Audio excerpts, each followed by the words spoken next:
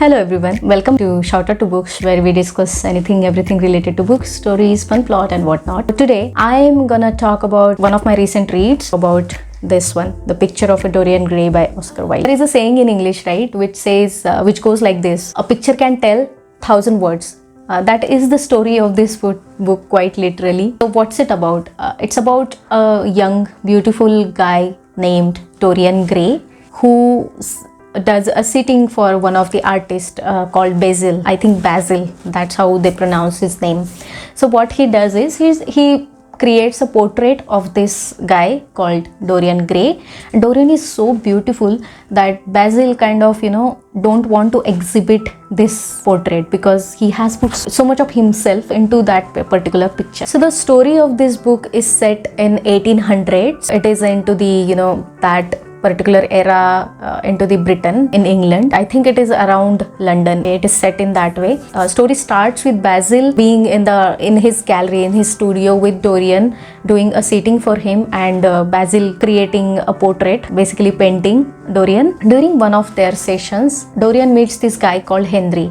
This Mr. Henry is mentioned to be Harry when they are talking to each other in the conversation. This is the same person. Henry has some messed up philosophies about the world. He is married and not really happily married, and most of the time this guy seems a bit cynic. He plays a great significance in Dorian's story, okay, because he is influencing him. At one point in the story, he directly says that how beauty matters and how Dorian's beauty is gonna fade, whereas the portrait is gonna look as young as right now. After listening to this, Dorian wishes in the room that I wish that I never get old. I do not age at all, whereas all my age, all my sins are reflected into this particular picture. And this wish is granted because there is no consequence of his actions, right? All the sins that he is doing, all the miserable things that he is doing, all those will be reflected into the picture. Now imagine if somebody has that kind of privilege, what will be their reaction? Exactly. So Dorian's reaction was same. He starts behaving ruthlessly and he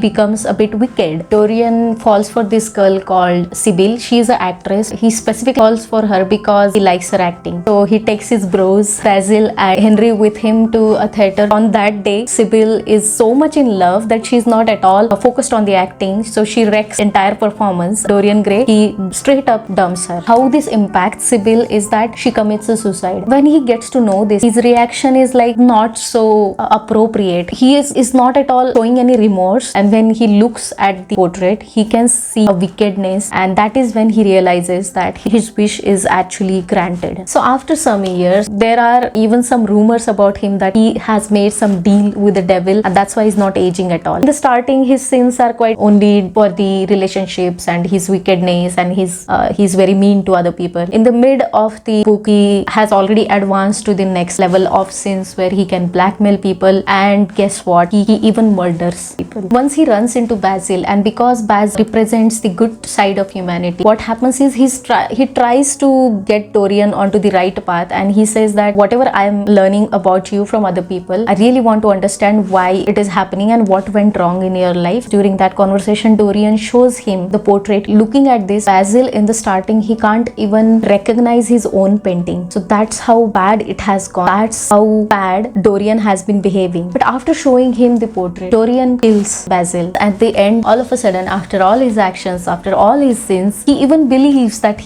there is chance for him, there is a hope for him, and he decides to be all good and stuff. And when he looks at his portrait again and he sees that it is still miserable, it is still nasty, he gets so mad, he stabs the portrait and all his household, and they see that there is a wrinkly old man lying on the floor. A portrait as young as of a Dorian Gray from young age is still intact. Somehow Dorian Gray is dead in a miserable and nasty way that his soul is actually reflecting on his dead body. You're gonna be able to guess this end. That was the case with me. I knew that somehow this guy is gonna kill best buddy or the creator of the portrait and a creator of his misery, because he's gonna believe that Basil is the responsible guy for all the things that he has done. Blame game mentality Dorian gonna have. So that was my guess, and it turned out to be correct.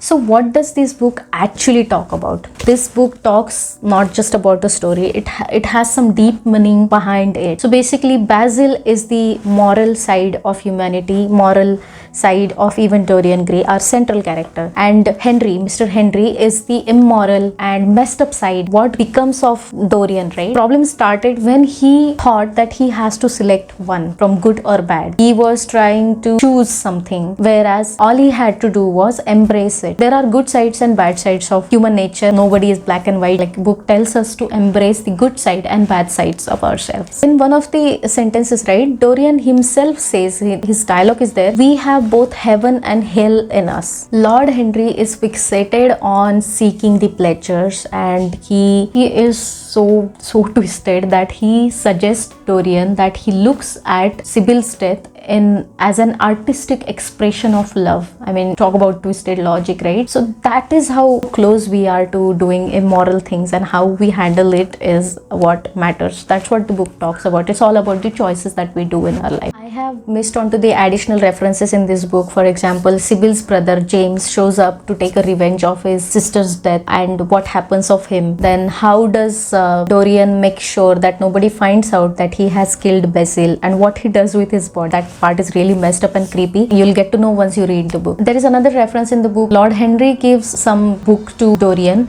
which has all this twisted logic. It's about some character, Parisian character, who is leading a kind of life Henry is leading, pleasure-seeking life, and it's about that, and how that book plays an important role in Dorian's mentality is something that I have missed on to.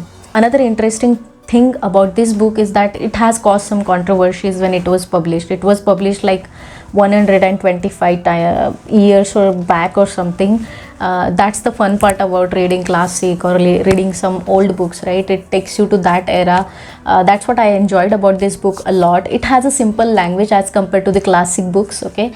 It definitely has a better language and than the ones that we come across like Pride and Prejudice or anything by Jane Austen. I mean, it has a simpler language than that. Maybe that's my perception, an Indian perception, and it's very small, as you can see, so you can quickly finish it. The book caused many controversies because it was referencing to some M&M romance. It was sort of LGBTQ related stuff was there in it, and which was not acceptable in that particular era, so it was censored back then. An uncensored copy was like published in like 2011 or something. So Basil is supposedly having a little crush on Dorian, so that's what the references were about. There are movies based off this book. I haven't watched the movie, I need to, but I kept on imagining Timothée Chalamet as a Dorian. If there was a movie to come about this ever in Bollywood, I would have gone with the Sushant Singh Rajput for Dorian's character. That's how amazing this book is. To give a rating, right, I can give it 4 out of 5 because end of the book is done quite in a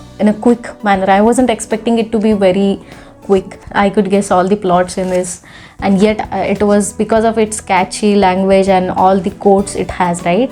That is why it becomes very interesting for reader. Make sure to go through this. If you like my video, share, subscribe, and like the video. Thank you so much for watching it till the end. Have a great day ahead. See you in the next video.